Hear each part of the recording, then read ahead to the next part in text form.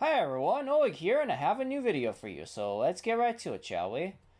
Alright, so it's been a couple months since I last posted anything, and I'm going to tell you what I've been up to. Mostly I've been busy with work. I film an ice show every year about this time, and I've been really busy making the 3 ice show movies. So essentially it's like a video only feature length. And it's because it's 3 nights, just takes a long time and a lot of work. So I've been really busy, not to mention training and competing. Speaking of which, we have a really good program with our short and free. I'm really excited working with Ashley and our coaches, so making a lot of progress. Now, this program is the most intricate I've ever had, so I'm really excited for it.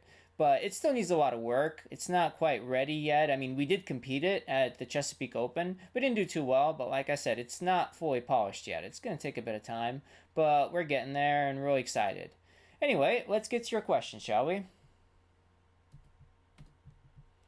1 second here, and alright, John B. wrote, "Hi Oleg, adding to my wish list of topics for perpetual beginners, A. Tips for not falling onto inside edges and staying on axis on moves that end with inside edges, e.g. edge changes and forward outside threes. And B. Ways to improve upper body control, especially arms that have a mind of their own. Unfortunately, I can't get onto live streams very often due to time zone, but I always watch recordings, so do appreciate it when you can do them." Well, thank you, John. And let's answer some of your questions, shall we? Okay, so right here, let's find some videos and look at some 3 turns. Alright, he wanted to see which specific 3 turn here. Forward, outside 3 turns. Okay. So we just keep going here.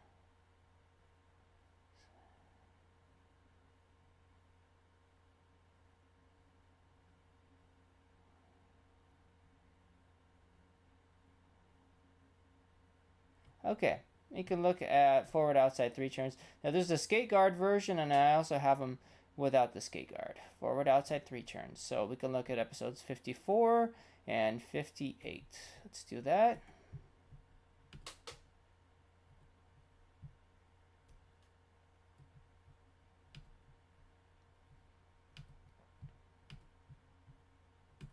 Gonna jump ahead. Alright, as you can see here, what you got to do is you have to cross-check. It's very easy to fall in over here if you don't pull your shoulder and hip back when you turn backwards. What often happens is skaters, they start to check too late. They start checking after the turn when you have to check at the point of the turn. As you are rising for the turn, you have to pull this shoulder and this hip and this leg back. That's going to keep you on the circle instead of falling inside it. So as you can see here, there. I'm pulling him back, and I'm able to stay on my circle. If I was any more in, though, I would have had to put my foot down because I would have fallen in. So you have to have very strong upper body and control here.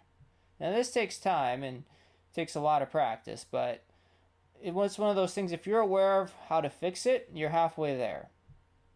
Again, checking my shoulder, my hip, my free leg back. I'm standing over my heel. Another mistake that often happens is skaters get up way up here on the toe. So you have to turn on the ball of the foot right here, but then you have to go back in the heel when you're skating backwards. So you skate in through the heel, turn on the ball, go back to the heel. And when you're here, you maintain this position. This maintains your axis right there, just like that. Okay, so this is going to make a big difference in controlling it. However, it's not exactly that simple. If we were just to be able to just say, okay, just go and do it, I mean, everyone would be checking it right now. The thing about it is you need to have good edge control, and that takes time. If you have an edge that you're struggling with, you should also practice that edge by itself. Just like edges down the line.